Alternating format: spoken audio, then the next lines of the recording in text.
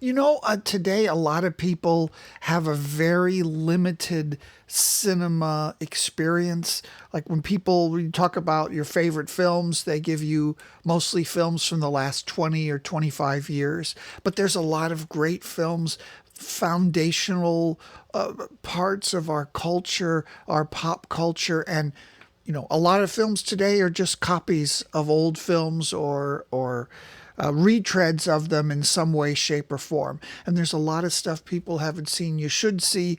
And I want to start off today with this very, very basic list. This is an AFI list from 2007 of top American films, greatest American films. As you'll see, it's more like a list of the most mainstream and influential or important films. But still, there's a lot of interesting things in here that are maybe underviewed today that aren't that should be seen again. And we start off here at 100 with Ben Hur. This is an epic of all epics. They built the sets back then. That's all I can say. And it's a great, incredible story. It's Charlton Heston leading it. This one, Ten Commandments, is also a good film. If you want to see a big, sprawling epic that is, the epic doesn't work unless you have characters in it. And this has interesting, fascinating, heroic characters. There's incredible stunts in action. Here's Toy Story. I don't know if I would say this is a greatest film. It's an important film, and I think that's why it's on the list, and we'll see a lot of films like that. That because this was the first fully computer animated feature, and it's led to a lot of good films, probably better films, and a lot of junk. But yeah, Toy Story was an important film. Everybody's seen it. Nobody ever watches this film anymore. I think this was a Warner Brothers film. The great musicals were all from MGM. Cagney was not at MGM. He was at another studio. It's a good biopic. They used to show it every year on the 4th of July. It's a pleasant enough film. Blade Runner. I'll have the controversial opinion that, the interest in Blade Runner is because there's so little of substance in it, you start to speculate about what things might mean, even though there's hardly any clues in the film about it. And, it's there's a lot of scenes in room filled with smoke. And it is true that subsequent director's cuts have improved it, but it is an extremely influential film in its look and its vibe, and the interior story of what it's trying to do with the characters. But I think it's a fascinating film. It's an uneven film. Some of the stories about how they made it and the production design are more interesting than the story itself. And I hate people who try to, insert their own experiences in their film review. But I'm going to do it in a few cases. And this is a special film to me, Blade Runner, because it was the first rated R film I ever saw in the theater. And it was quite the experience then, very, very strange and odd. It was the era of people were looking for things like Star Wars, and this was something so it was as elaborate in its look and feel as Star Wars and the story it was telling, but it was completely, totally different. And even then, as a little kid watching this film, when I wasn't supposed to be the R-rated movie,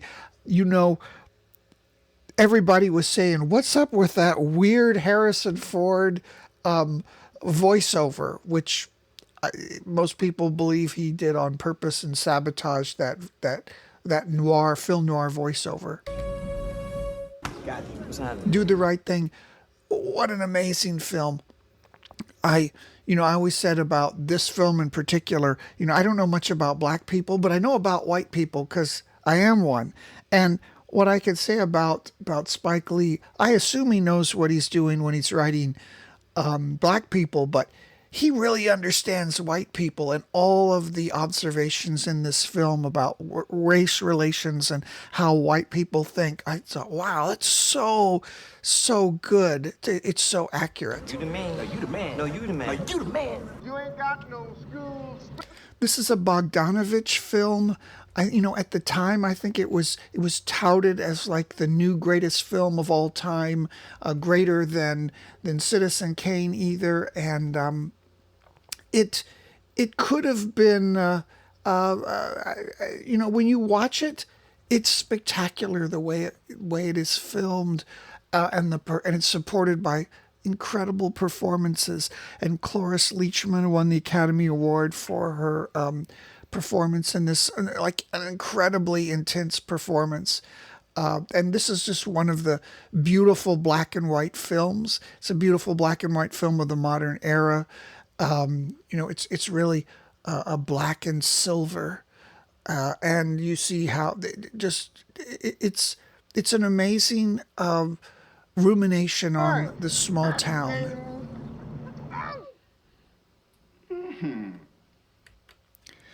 What can you say about Pulp Fiction? This is one of the classics of the modern era, where you have this the you have multiple narratives, and then they're also cut up and reordered in a way that makes you reconsider the meaning of everything. And then on top of that, you have the Tarantino style, weird, nutty, pithy, interesting, clever dialogue that's infinitely quotable. I mean, this is a wonderful film. This is a tasty burger. French Connection is William Friedkin film. This is a very important film. I think some people would watch it today and say, well, I've seen things like this before. But it was the first one of this really hard-boiled cop who says all kinds of profane things and is a tough guy and will stop at nothing. Now that's a trope. But this was a film that did it, and it kind of cemented, Gene Hackman's tough guy image. Goodfellas. In my opinion, this may be better than The Godfather. That's just my opinion. I know The Godfather is a more important film. It's nice that they put this film on the list. It's based on a true story. It has an epic scope, I think, similar to The Godfather. It doesn't go over generations, but the idea to make this story of kind of modern day or a few decades old. It's essentially modern day gangsters look interesting, and they show them warts and all, and the stupidity and the brutality of what's happening and how you would fall into this life. It's a brilliant.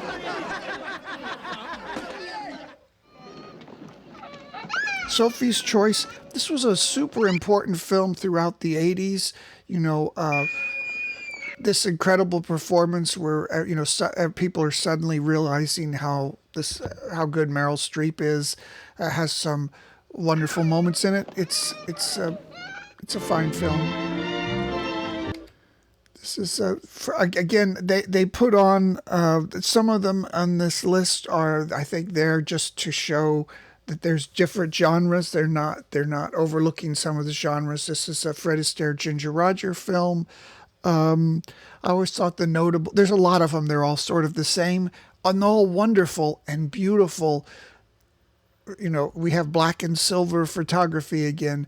And, the point about these films is in the narrative, they're going along and and Fred Astaire and Ginger Rogers' characters hate each other, and then they dance.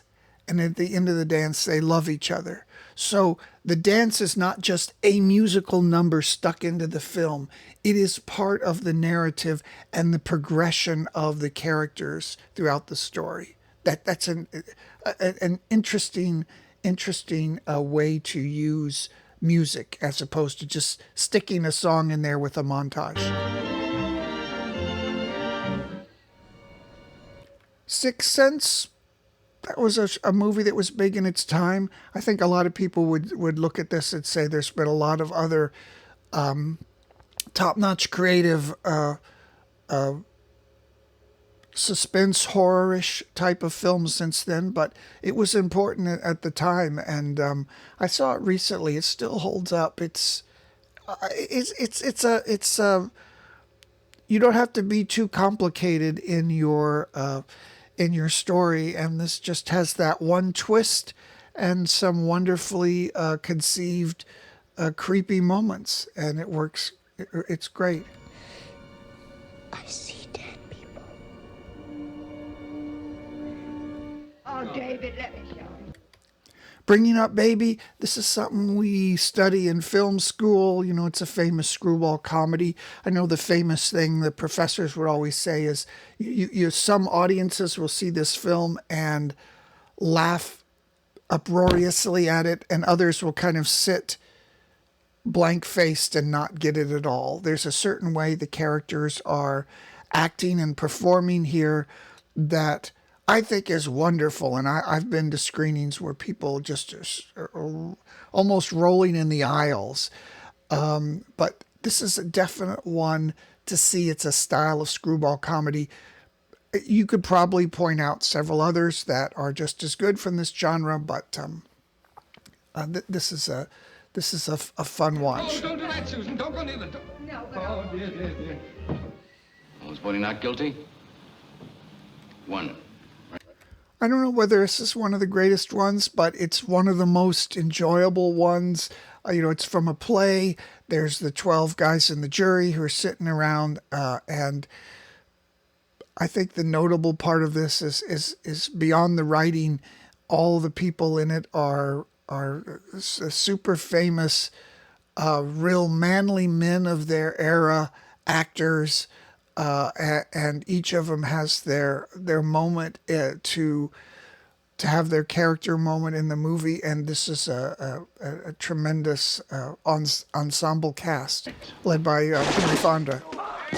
Platoon, I don't know. There's a lot of other films that I think do the Vietnam War better. Night at the Opera. Oh, we're almost past that by Marx Brothers. You know, the Marx Brothers are something that goes in and out of style. They are anti-authoritarianism, and in some decades and generations, that really hits home. Like maybe in the 60s, and then when you get to the 80s, people are like, yeah, I don't get it. But their films are marvelous. Easy Rider. This again is an important film. It was a watershed film at the time, a small, independently made film that just blew out box office records. It's just this grimy, crazy, drug-fueled thing where these guys are riding around America, and it shows a kind of a cynical attitude towards the establishment that was prevalent in the 60s, and then the very tragic end that shows how the establishment deals with these non-conforming people.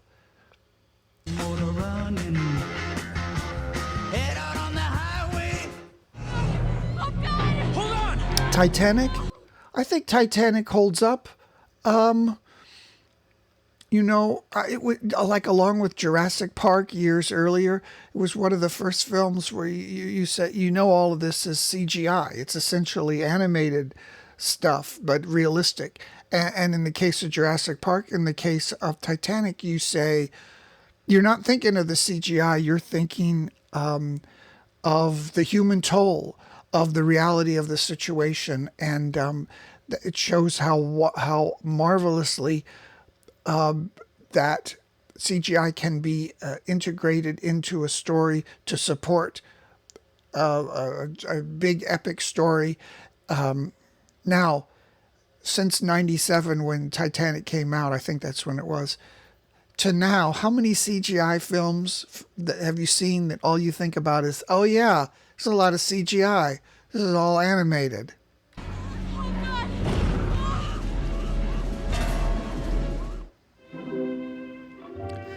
This is a great film, and I think this may be the first one on here I'll say you should see it.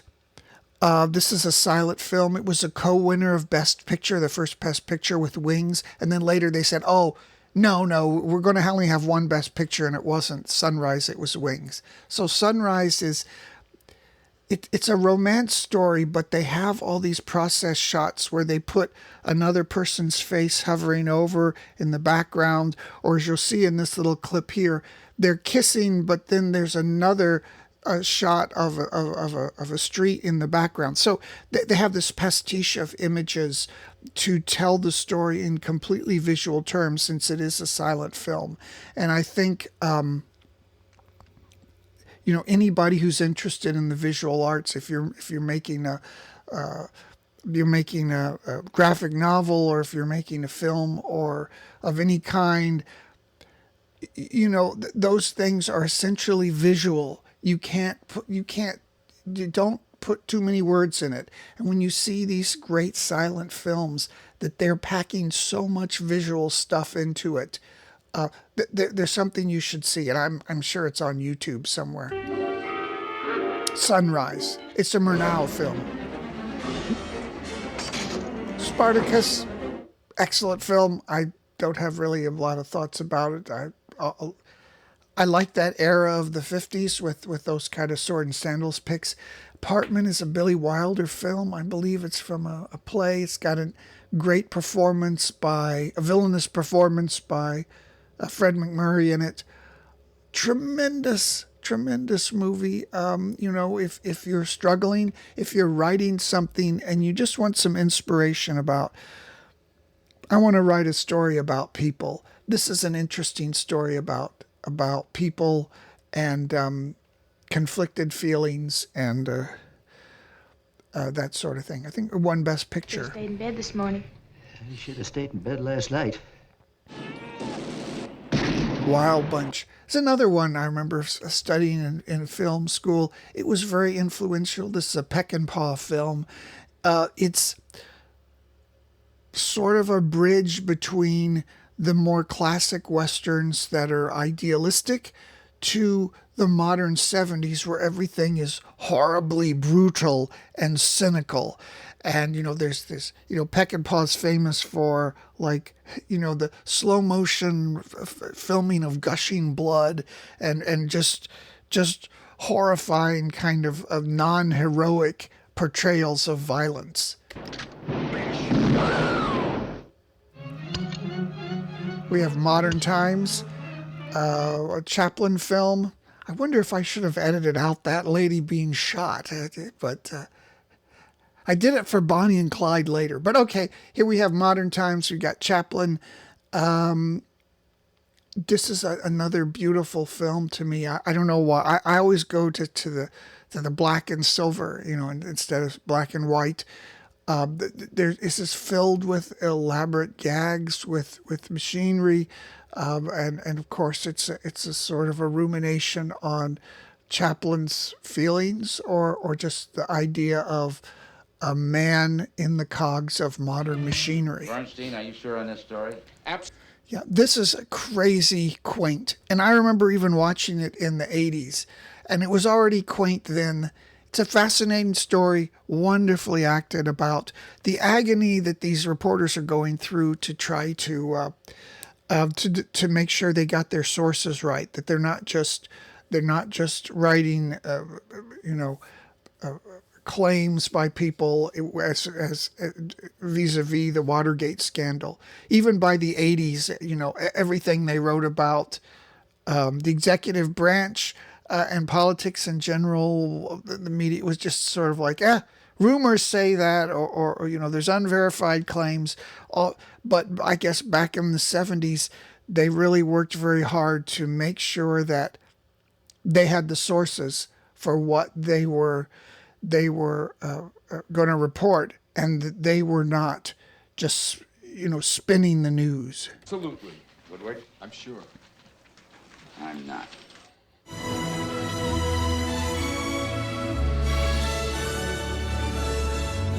It's a very pleasant film. I don't have anything against it. It's excellent, clever story. This is very interesting. This is really good. This is Sidney Poitier's this. The whole point of it, he's a black guy who's going down into the southern area as the investigator on this crime, and those kind of areas then, maybe even now, did not expect a person like him to be in a position of power and to be running this investigation. And it's a very physical performance by Poitier, where he slaps back the guy who is a very racist, and other times where he's investigating the corpse and the way he touches the corpse's hand. It's a marvelous film. You always wonder with Sidney Poitier, he kind of threw away his acting career and did a lot of directing on middle of the road comedies that were very successful in the 70s, but you always wonder if he had stuck to big time acting. What other things could have come of him, his performances, especially in later years.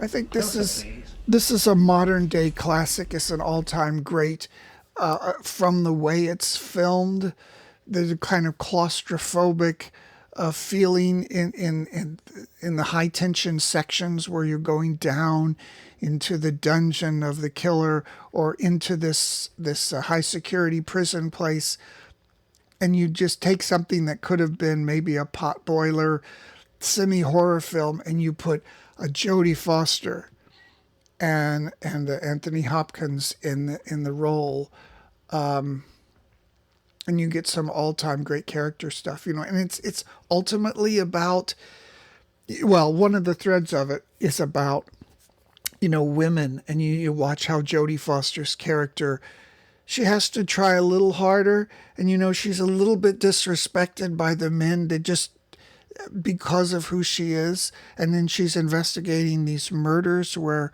women are stripped of their very skin, and that whole aspect, the female aspect of it, and who Jodie Foster's character is, and what she has to endure in the work environment, from the very first shots where she's running around, and the men, of course, as men would, look back at her.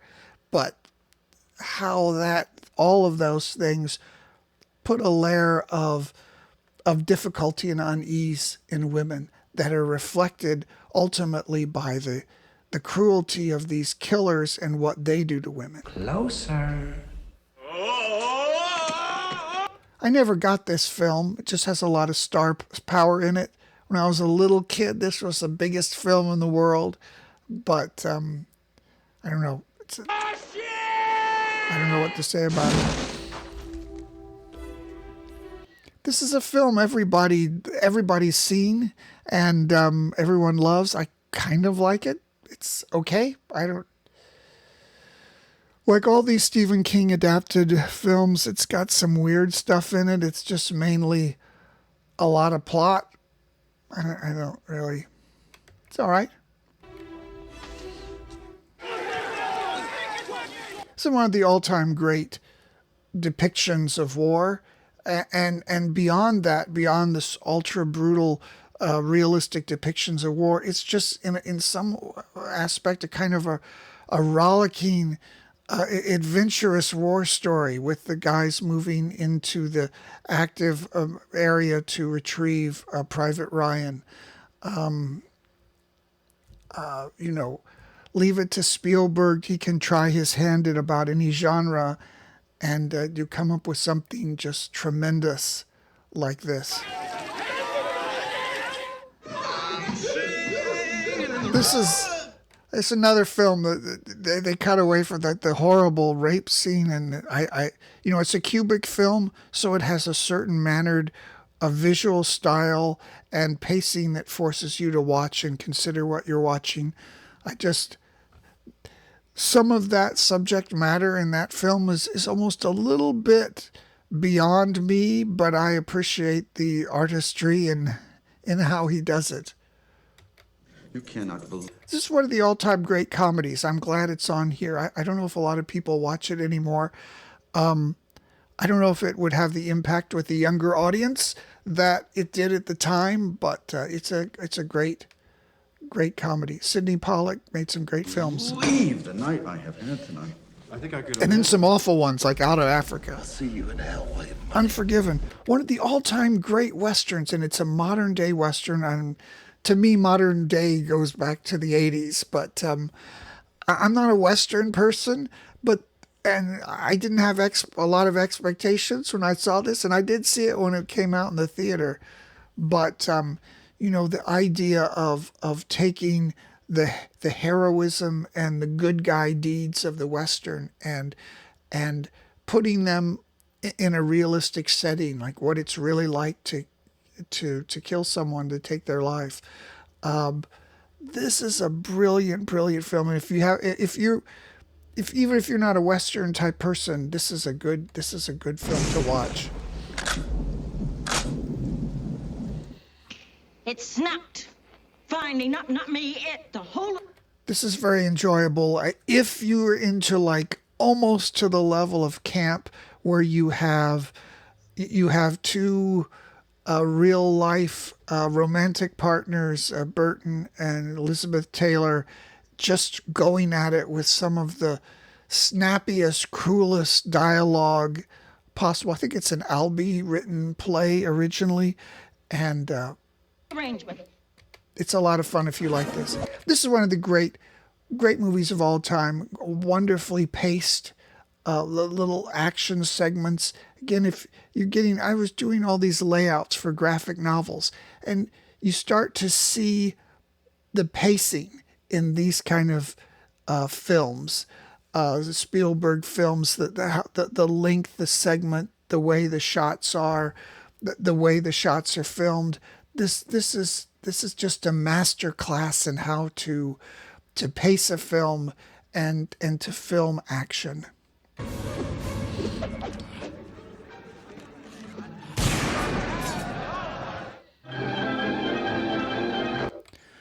It's just a good enough film. It's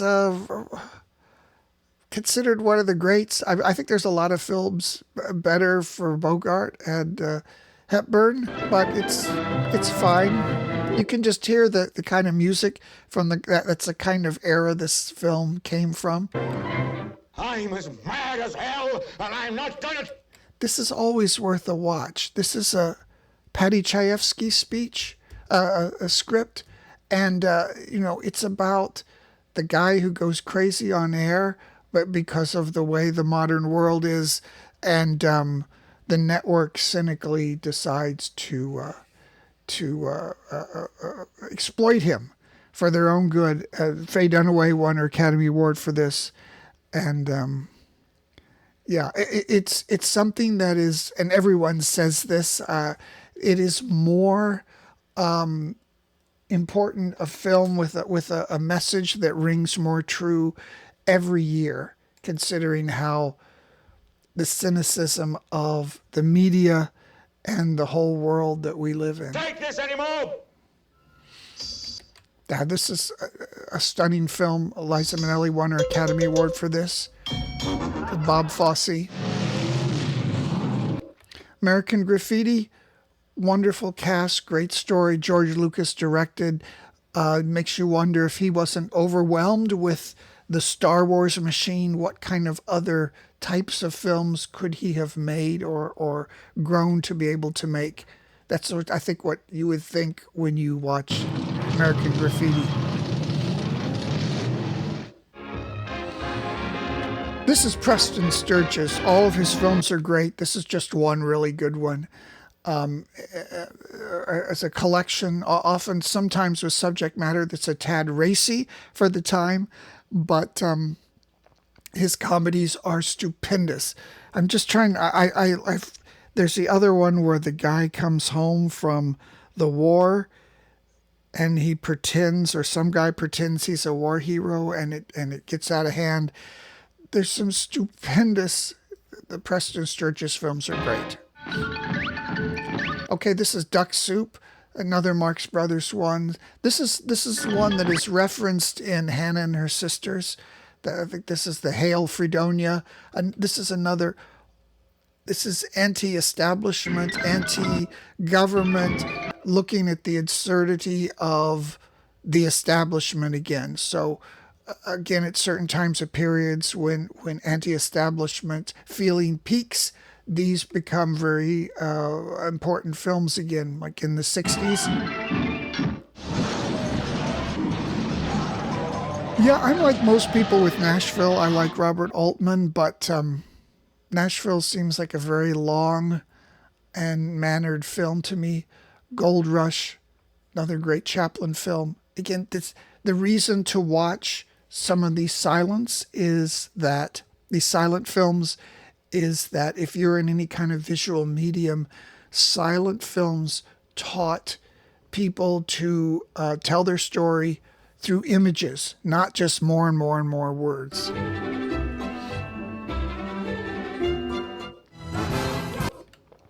Rocky's a great film, and I think from a distance, or you've seen it before, you just think, oh, it's just your stereotypical kind of boxing hero film, but it has so much detail and character work, and it really holds up beyond just being some sort of a genre sports movie, which I think some people kind of assume it is. They haven't seen it.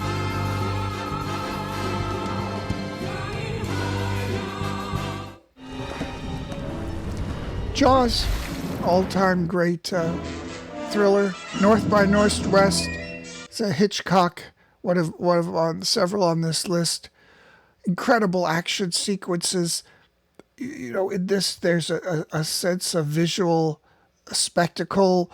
You know, Cary Grant being chased by the crop duster, and you know, climbing over the faces at Mount Rushmore. This is a stunning film. MASH is really good. I mean, I think this is an Altman film. It may be overshadowed by the television show, and these same characters being played by other people that you see on TV all the time. But it's a tremendous and I don't know, a mean-spirited farce sometimes. But I think that was the point of it. Deer Hunter. This is a tremendous film, one of the most intense films ever made. You know, you have the style where there's super long segments and shots where you're kind of entering this space where people are doing a dance and you pass by and you hear some of the conversation, and you really get the sense that you're in this area, and then they're sent to the war in Vietnam, and then some of the most intense acting ever from De Niro and Christopher Walken, and Meryl Streep is in it as well. So you have both these fantastically written, intense performances and character arcs, and it's within the way they've shot the film with these long segments where you feel like you're really in the space with them, kind of overhearing them, and then kind of drifting away from the conversation. Same thing he did with Heaven's Gate, but Heaven's Gate didn't have kind of compelling performances or characters in the same way Deer Hunter did. Oops. I'm looking around because I'm pressing the button to start the video again, and I keep hitting the calculator button. Okay, here we go. That's not really indicative of what that movie's like. Taxi Driver. This is a must-see if you haven't seen it. You mean you've heard of it? This is a film, so many films just sort of replicate this film. That guy's pointing his gun right at me. Where you have the hero or the main character as this nut that's kind of an indelicate way to explain this one of the most intriguing characters in all of cinema. And again, you have Sybil Shepherd, you have Jodie Foster, and you have Robert De Niro. And he's creating an amazing character, the great actor within this great script. And everybody needs to see Taxi Driver if you want to create trenchant, memorable characters. It's inspiration. See, especially if you've only seen shows like The Joker or other films that are just retreads of this idea. Go back to the original thing instead of the copy. I think this is one of the greatest musicals ever made. I won't see the Spielberg version. I don't know why that was made. It's already been made. This one, it's a retelling of Romeo and Juliet in a really incredible setting. What can I say? I do think that Lord of the Rings, A Fellowship of the Ring, was the best of the three films. I know a lot of people think it's a little slow. It's nice that they put it on here. This list sometimes, whether it deserves to be on there as the 50th greatest film ever, it's an achievement. If you're looking at adapting something like The Lord of the Rings, what we can say about those Peter Jackson films, that was an achievement to take all of that and make this film about it and make it believable and plausible and not an embarrassment. There's some thrilling, wonderfully realized visual moments in those films. See, because if you look at The Lord of the Rings, you'd say, how could you make a film out of this? Intolerance, that's a fascinating film. This is a D.W. Griffith film. It's these different segments in history that they're telling that are intercut in between each other. And the connecting segment is Lillian Gish. She's rocking a cradle, and she's the mother who endlessly rocks a cradle. This, if you want to watch this, I don't think it's a must watch, but it's an example of what in the silence they were doing, how complex and intricate they were willing to go with storytelling, to have these different historical segments intercut with each other around a kind of very bold thematic element. And this, when I first got to Hollywood, it was just a few years after they tore this set down, and they paved paradise and they put up a parking lot, as they say. So they built these sets.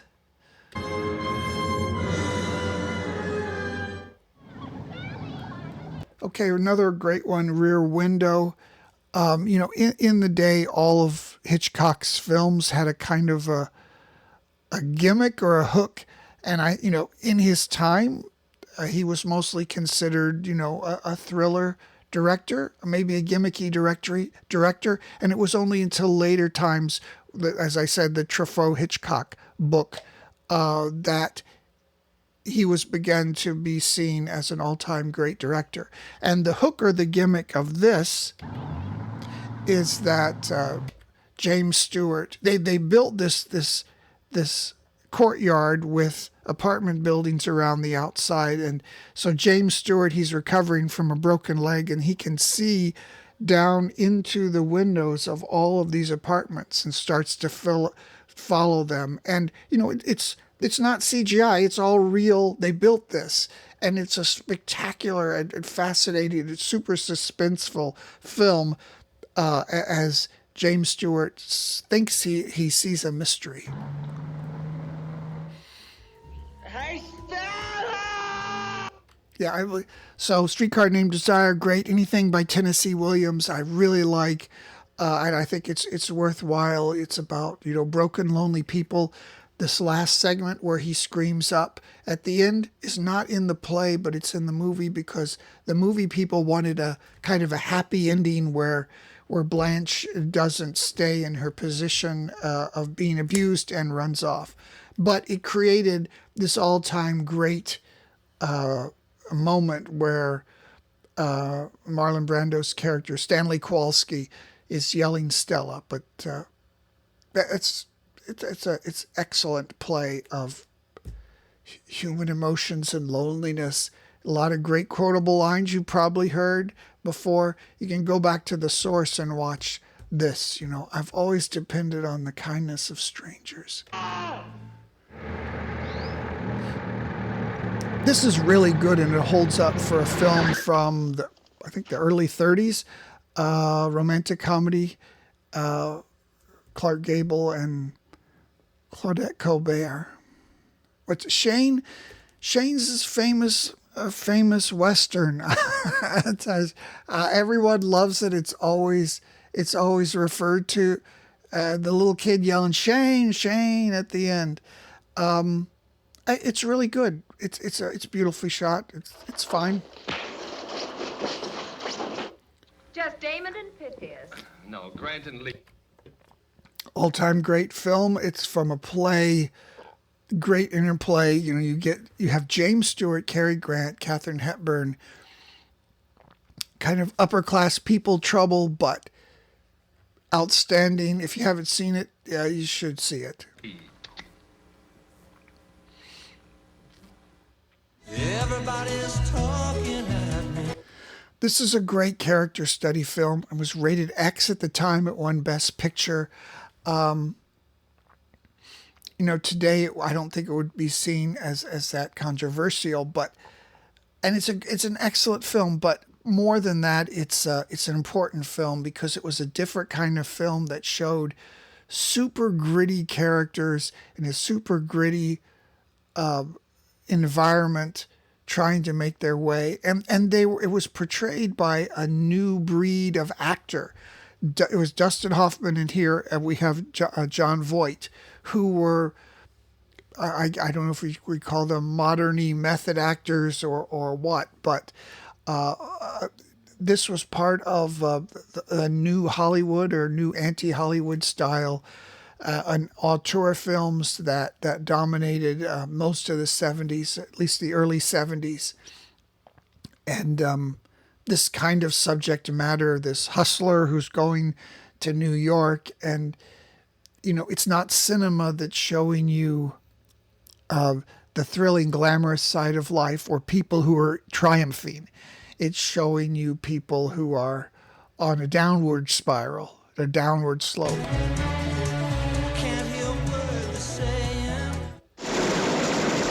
So I had to blank that out. That was a graphic scene from Bonnie and Clyde. Bonnie and Clyde is almost exactly the same sort of thing as a Midnight Cowboy, where today you'd look at it and say, yeah, it's brutal and cynical. It's really good. It's a fun film.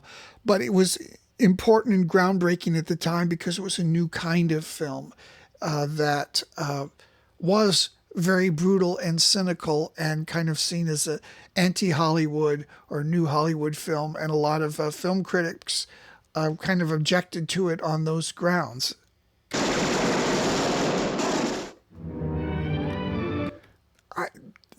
This is a great film. It's a watchable film. It has the human element in it. There are so many films that have some sort of a gimmick, a monster, this sort of thing, and they miss out on the human aspect of it. And in this film, the human aspect of it is all the way through it. And you as a character, you're arriving there on Skull Island, and you're seeing these things and experiencing these things just like the characters are.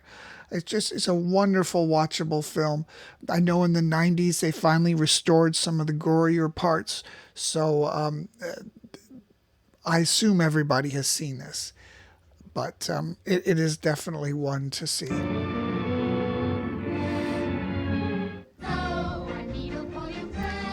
This is the other great musical of all time. I know some people turn their nose up at Sound of Music, West Side Story, the big musicals of the 60s, because they were kind of too popular, too treacly, too sweet and saccharine, but you just can't argue with the songs, the beautiful lyrics of those songs.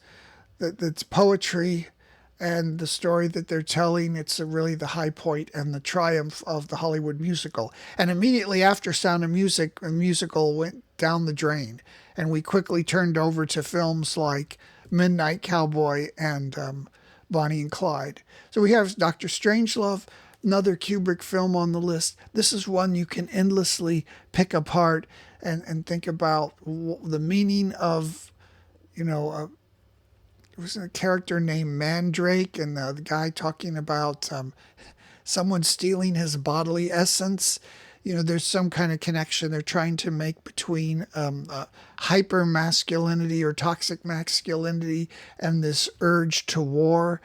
And maybe again today when we don't have mutual assured destruction, really, the Soviet Union is gone. Nuclear disarmament is not the major fear of the world, but for the time this was made in, the world was on a knife edge often, and this encapsulated some of the absurdity of that time and the fears. You're the police. Where are your badges?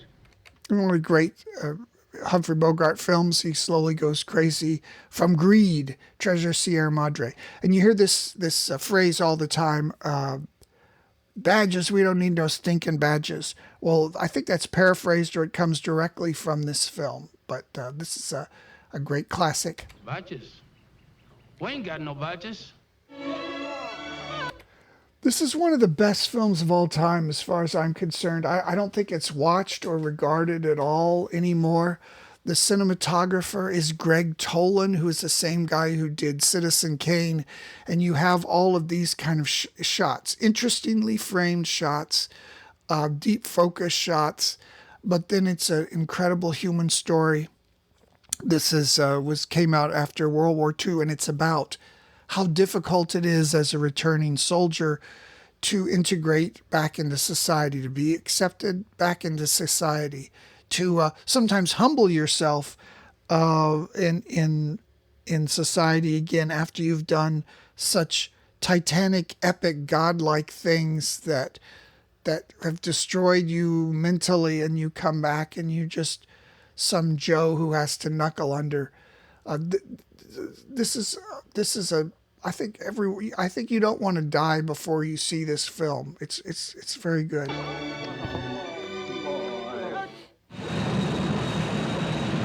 Bridge on the River Kwai. This is an all-time great one too. This is could teach you a lot about narrative style. You have these two conflicting things. You have Alec Guinness, who's a kind of slightly mad British soldier who's doing his duty as a POW to build this bridge, and at the same time you have William Holden coming in to destroy it, and the conflict almost ends up being on the Allied side of what do you do in war? And I believe the film begins and ends with the vultures, and they're saying madness, madness. So this is the madness of war. Definitely worth seeing. This is Alfie Singer. Fellas. Annie Hall. This is usually, I think Woody Allen has probably, there's some other films that are just as good in their own way as Annie Hall, but Annie Hall as a representative sample of his work is one of the all-time greats. I mean, I would also throw out Hannah and Her Sisters. Some people don't like that, but that's a good one. And Crimes and Misdemeanors.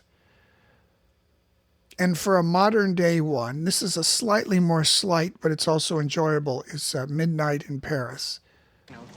Other than that, he made a lot of terrible films around, like late 1990s, and it's been spotty since then. But Midnight in Paris is a latter-day good Woody Allen one.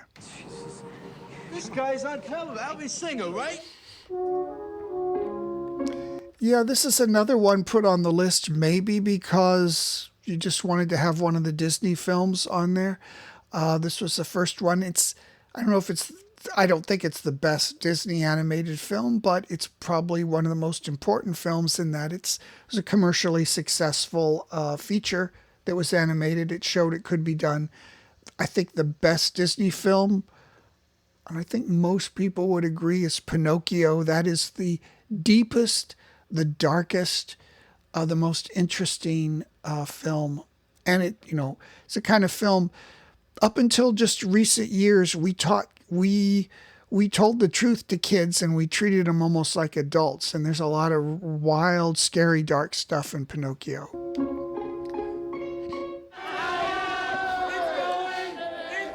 This is again from the 60s, 70s, hippie era, Ken Casey's One Flew Over the Cuckoo's Nest, directed by, I can't remember, Milos Forman, I believe. Again, this shows just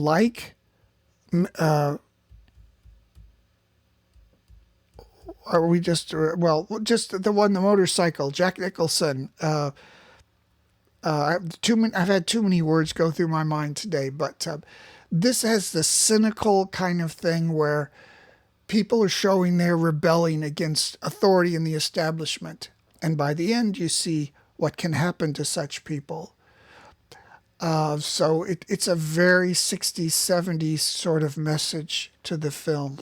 Kind of hopeful and nihilistic at the same time. And the other notable thing is the cast of all the crazy people who are in the asylum with him. Very carefully cast. Almost all of them went on to make a name for themselves. There's very young Danny DeVito and Christopher Lloyd. A bunch of names in the cast. Super memorable. And Nurse Ratched, Louise Fletcher, one of my favorites. She won Best Actress for this. As did Jack Nicholson, Best Actor. You, Fredo. You broke. Yeah, this is one of the all-time great films. You have a marvelous, epic situation over time. They're cutting in between, the early Don Corleone stuff and the more modern day stuff, and how the choices and the brutality of this life impacts them. You broke my heart. What is it? Yeah, this is a great one to study again for structure and a screenplay with a detective that is finding things out. It's got a great performance from Mary Astor in one of her more serious performances, and you have Sidney Greenstreet, you have Peter Lorre, great character actors as they're searching for the Maltese Falcon. This is a must see if you haven't seen it before. It's Humphrey Bogart coming into his own as his screen persona. The stuff that dreams are made of.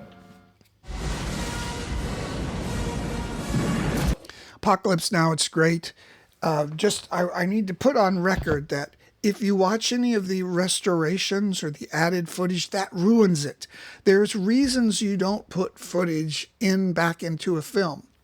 And there's reasons they didn't put that in originally. So again, I'm going back to visual storytelling. So in this, as the assassin goes into the forest on his quest to assassinate Curtiz, the Marlon Brando character, there's a series of vignettes, and each of the vignettes is more violent and crazier than the last one, and each of them is a little shorter in length and cut a little more frantically from shot to shot.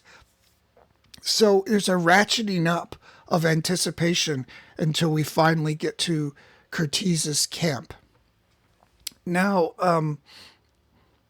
when what they did with the footage, there was some segment of some French colonialists, and they jam that in there at the end of these vignette sequences, and that throws off the entire pacing of the film. It ruins the editing style of the film. And while it's fun to see these, and you might want to, if you're a big fan, you might say, "Oh, I want to see a version of it within the film where it's supposed to be." But that takes away the perfection of this film. So very often, I think you want to go back to see the original version, maybe except for Blade Runner. I've got to have an assistant, and I thought of you. Me? This is an all-time great film. Everybody should see it. This was a very early on film before they really were using the word film noir, about this crooked insurance salesman who plots a murder with the lady. It's Barbara Stanwyck and right here Fred McMurray with Edward J. Robinson. Fred McMurray, another great villainous performance. If people only know him from kind of milquetoast television roles, he could be really, really sinister. And this is a great example of, you create these characters who are doing terrible things and they're bad guys and they are stupid. Fred McMurray does all kinds of stupid things, but you end up rooting for them. And, when they're doing the plot and then the car doesn't start and they're not going to get away, you're just on the edge of your seat because you are with them 100% in this terrible murder plot that they're doing. And it's got a lot of the prototypical stuff that are in the meme stuff that are in the film noir, like the main character, Barbara Stanwyck, she has like this nympho daughter that then Fred McMurray can't resist, and by not resisting, he starts to mess up his own plan. These are all great noir things, and a lot of them started with this film. Why pick on me? Well, because I've got a crazy idea and might be good at the job. Nice speechy.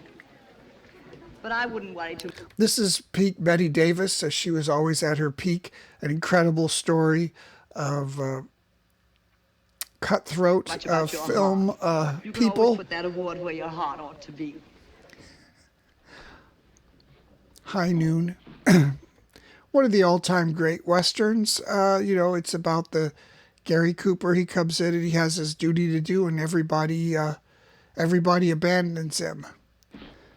It's a great simple idea that's filmed and acted to perfection.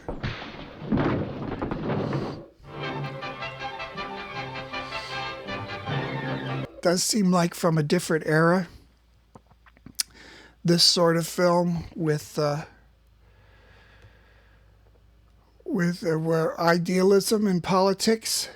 I think we're in an era where we don't really feel that now, but this film does hold up and might make us hark back to another day when people stand up for their principles. I had to cut out the audio for this because they say the N-word several times. It's an all-time great adaptation of a book. And there is narration in it, there's some famous lines in To Kill a Mockingbird that are scene exposition, descriptive lines.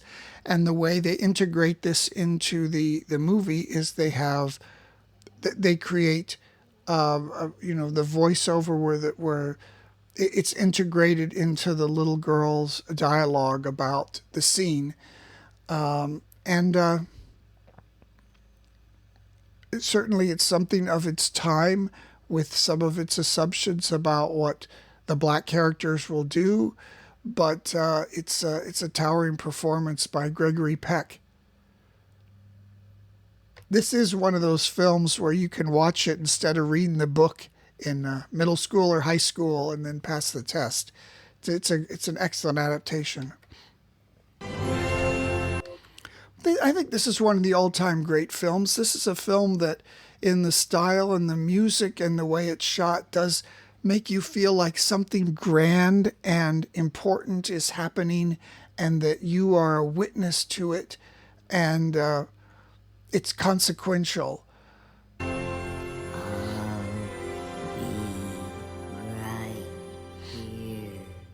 Fella ain't got a soul of his own, just...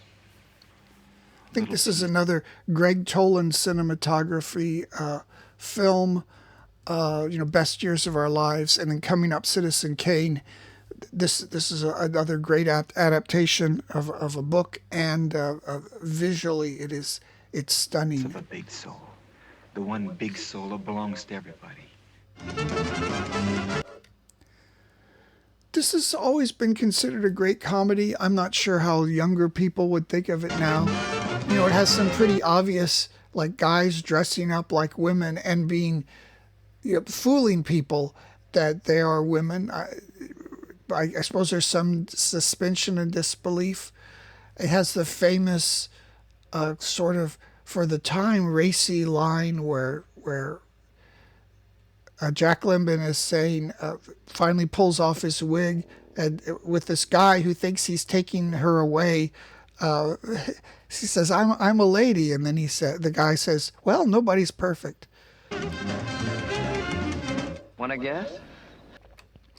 One of the great noirs, and everybody should see this. This is a screenplay by Robert Towne, one of the all-time great screenplay writers, studying this as a story, as a sequence of events seen through a character's eyes, and the way characters are introduced. If you want to write some kind of a mystery story where you have different arcs of a character and the characters change as certain things are revealed about them, and then you as the viewer is seeing them in a new light. This is a film to do it. Great film noir movie. Great soundtrack too. It's on YouTube. You could listen to it. It's a mid-70s noir. Huh? No? Okay. They lose their noses. You want the moon? Just say the word and I'll throw a lasso around it and pull it down. I don't know what to say about that. It's one of the all-time great kind of feel-good tearjerker films that came to prominence because it fell into the public domain, and then somehow it was so popular, lobbyists in Congress got Congress to change the copyright law, ostensibly to help the consumer, but the actual result was all these films that had fallen in the public domain are now no longer in the public domain. But anyway, that's how It's a Wonderful Life got its second wind. This is always considered one of the great performances of all time, Marlon Brando on the waterfront. It could have been a contender. It's another one you study in film school. It's directed by Elia Kazan, and it's about, there's some kind of subtext of, we used to have, just like we have now with canceling, which is blacklisting. We used to have blacklisting in the past over suspected communism, and Elia Kazan supposedly named names, and this was sort of his excuse or his justification for it. So there's a lot to unpack, as they say, in this film, besides the great performances. Help me if you can, for God's sake. This is another visual treat from the silent era. Buster Keaton, the general. You want to talk about stunts? There's stuff like all in one shot. There's the train is going down this U-shaped hill on the train track, and Buster Keaton falls out of the boxcar here, and he tumbles.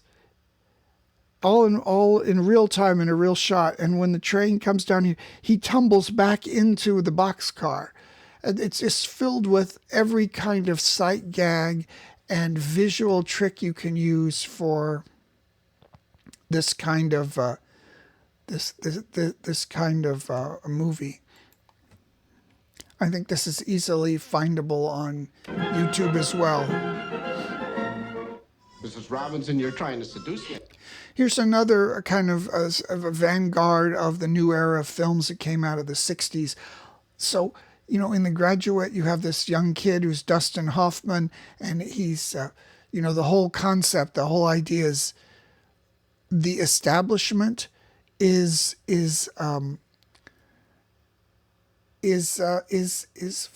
plastic fantastic, as they say. It's fake. He's looking for real meaning and real things, and all it gives him is fakery and treachery and nonsense. There's a famous line in there where the guy has a secret to tell him, and you realize that Dustin Hoffman, he's the character. He's in the pool, just kind of sinking in the pool, and then the guy tells him, "Hey, wait, I have this. I've got to tell you the secret." And he thinks it's some kind of secret of life. And what's the word? The word is plastics. And it's investment advice, which is nothing what Dustin Hoffman or the people of that generation were looking for. So anyway, this is a film of its time. It's a brilliant, brilliant film. All right, Miss. This seems to have been suddenly started to be shown a lot in the last 25 years, and it's really struck a nerve. This is one of the films. I have to start always visually. This is a black and silver film. It's beautiful, along with films like, I say, Night of the Hunter, like Witness for the Prosecution, like The Third Man, the really height of visual filmmaking, beautiful, glorious look to the film. This is a film that's kind of slamming Hollywood and the veneer of Hollywood. But I think that why people these days appreciate this film is kids today are aware, for some reason, of mental health, things like gaslighting, the tricks people use each other to manipulate each other. And all the characters in this are gaslighting. They're gaslighting and manipulating themselves. It's all about that sort of thing. And I think it's a film that has appeared out of nowhere, just out of many films, great films of its era, to become a defining film of our era because of some of the thematic things in it. And it's a Billy Wilder film as well. Mr. DeMille, I'm ready for my close-up. Yeah, if you haven't seen it, this is a must-watch. I would say this is a must-watch, but I know it's not for everybody. I've seen it a million times. There's a certain pace in a lot of the Kubrick films where he forces you to be a part of his narrative and the visuals in the way he wants you to see them. And this is so mesmerizing and so unique and so thought-provoking, and yet still so deliberate in the way it tells its story. It's something you can sit around and endlessly talk about. It is a film that you can't imagine the direction it's going next, and it's all about big, big, big ideas that perhaps today are even more relevant than ever before. Psycho, another Hitchcock film. I think the reputation of this has gone up. I think it was considered like a sensational film at the time. In the same way Hitchcock in his career and his filmography were at the time. And this was, the thought of as the original slasher film. This is another interesting film for structure because, well, I don't know if I should say it, but, the main character is the expectations that you have of what this story is even about aren't what it's about. It's definitely one to watch if you've never watched it before. And now we've seen other films that have these kind of shocks in it, but imagine I think 61 if you were watching this film, or 60, and how it would hit you. Star Wars, all-time great story, and Star Wars is an important film. Maybe Empire Strikes Back is the better film, but this list, as we've noted, is probably consequential films rather than the greatest films. And this film was a return. This was a vanguard of the 80s, even though it was in the 70s, in old-fashioned style, bright, big orchestral music, and a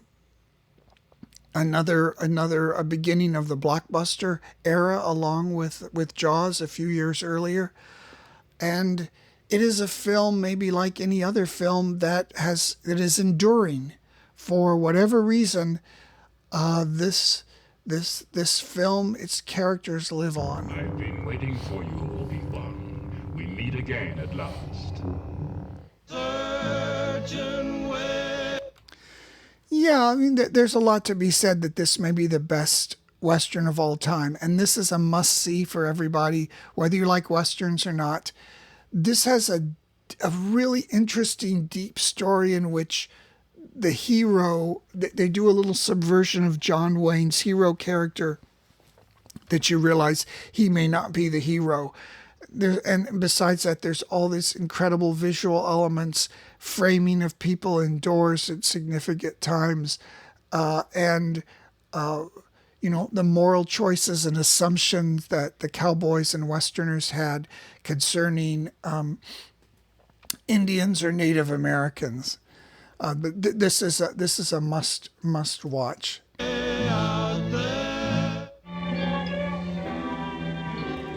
Another great Chaplin film. He certainly is someone. Buster Keaton did a lot of spectacular things with the camera, of movements in the camera and framing. Chaplin was a proscenium arch player. He was it was filming him on the stage, but that's all it took. A lot of wonderful, wonderful pathos. All these silent films are great things to watch if you're making a modern sound film or you're creating a comic book, a graphic novel, because the silent films create everything through visuals. Occasional title cards. See, when I think of The Wizard of Oz, I think of color films today, how they're all digital and how wonderful and sharp they're going to be. But instead, we have blurry, dark, brown mass of nothing. And look at the glorious. This was at the very beginning of big screen color, 1939. I don't know what this is, Technicolor or 3-strip color, whatever it is. Bring this back. Light up the scenes. What is this with all these dark scenes? And I understand, filmmakers have some reason to make a scene dark, but when every film does it that way, it's just a horrible, muddy mess. I don't know what's going on with our wonderful digital age and the look of the films. When's the last time you've seen that kind of vibrant color in Hollywood films? Doesn't come up very often. Vertigo. I'm glad this has soared in its reputation in recent years. Moving even above Citizen Kane. I don't know if it deserves that, but read an article about the way Hitchcock uses color thematically in this, and just the wonderful pacing of when James Stewart's character is kind of shadowing Kim Novak as they walk around the giant redwood tree. Astonishing command that Hitchcock has of if not suspense, some sort of anticipation, and this movie is filled with it. Of course, the story you have to tell with this is that in its time, people didn't really appreciate it. And some people laughed and wanted their money back.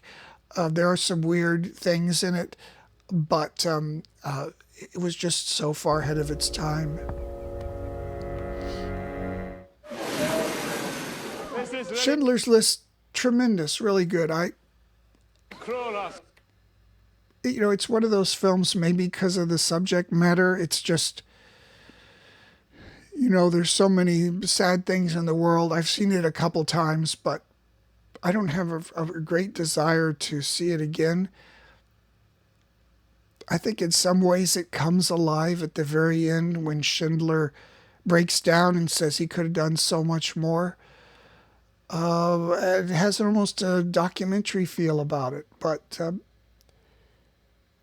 it's fine. I'm not. I don't have anything against it, but I think it's fine. You're giving them hope. You shouldn't do that. That's cruel. Come on. This is one of my favorites. You know, if you know some of the things I've written, I write about characters who go out to far off lands where maybe they shouldn't belong, and they kind of lose themselves or who they are. And this movie is tremendous. You know, the guy who's going there, he's taking the leadership position, and he's doing all these things, and he ends up doing these things that are destroying his own psyche.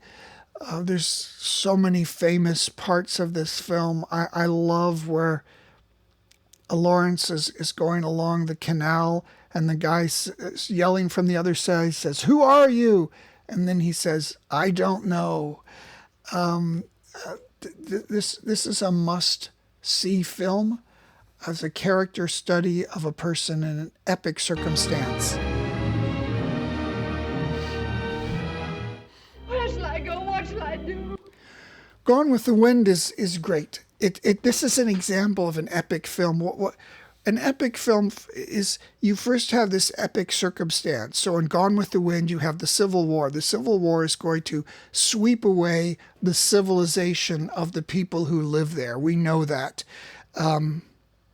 It's going to be Gone with the Wind. So you have this epic circumstance, this civilization-altering historical event. And then you put in all these characters. You have the slave characters, you have the poor people, you have the middle class, you have the aristocrats. And those are just soap operas. You put those soap opera threads into the film. And against the backdrop of this disruption that's always happening behind them, that the way things were are no longer that way before. If you read like War and Peace, that's the same thing. That's all these different characters who have their lives, they're in all the different classes, and then suddenly Napoleon invades Russia. It's going to be the end of their life. But this is Gone with the Wind is one of the most watchable, compelling. It's essentially a soap opera, but it's set against an epoch-ending cataclysm that destroys their very foundations of their culture. Frankly, my dear, I don't give a damn. There are many films that one could put on this list as great musical examples. I think they chose this one. Sometimes you chose American in Paris, this sort of thing. They're all very good, worth watching. Fuck around, girl. Come on. Girl, I'm gonna smack. This is good. I think at the time it was a groundbreaking performance. I think there have been a lot of other films that have tried to do what De Niro did. You know, you always hear in the press releases about a person who put on 30 pounds for a role, like De Niro did for this biopic. It's very good. I don't love it as much as most people, but it's excellent. It's an excellent film. I always just think I want more Joe Pesci in all my movies. It's enough. Oh boy, Casablanca. Again, we have Humphrey Bogart, one of his greatest roles, if not his greatest role, Sidney Greenstreet, Peter Lorre. It is a film, you know, it's in like the Lawrence of Arabia kind of film. Here's an expat that's in a place he maybe shouldn't be, and he's forced to make compromises and difficult decisions, and there's heartbreak. This is a must-see. You gotta watch this film. One of the all-time great films, great performances.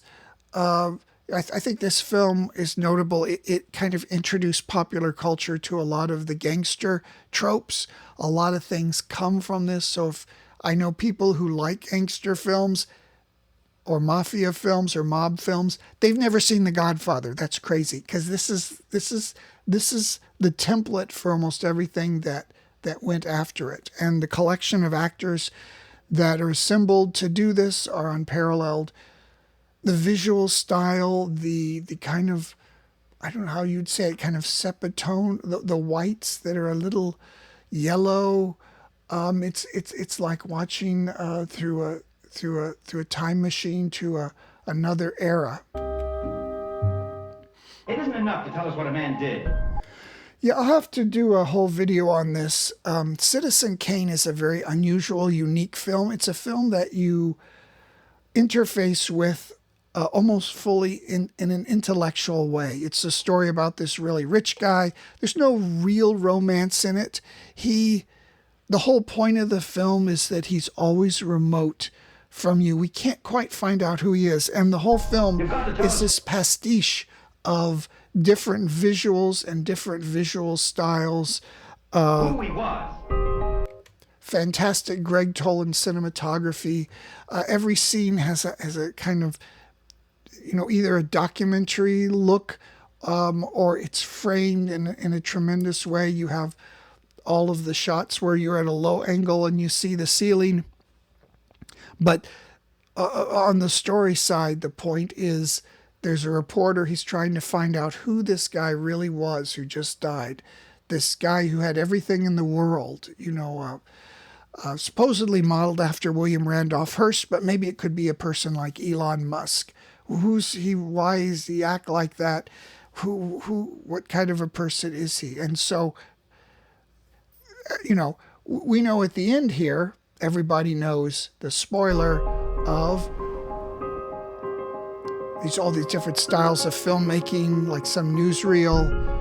So we got Rosebud now, and of course it's a sled, but it's not the sled. It has nothing to do with it.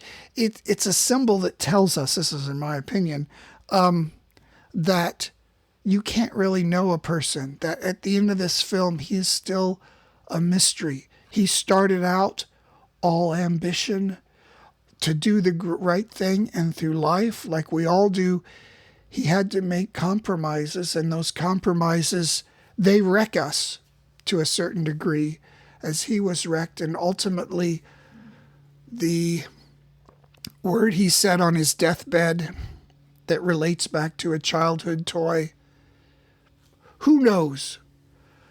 Who can really know a man? And that is our AFI. I've almost blown out my voice now.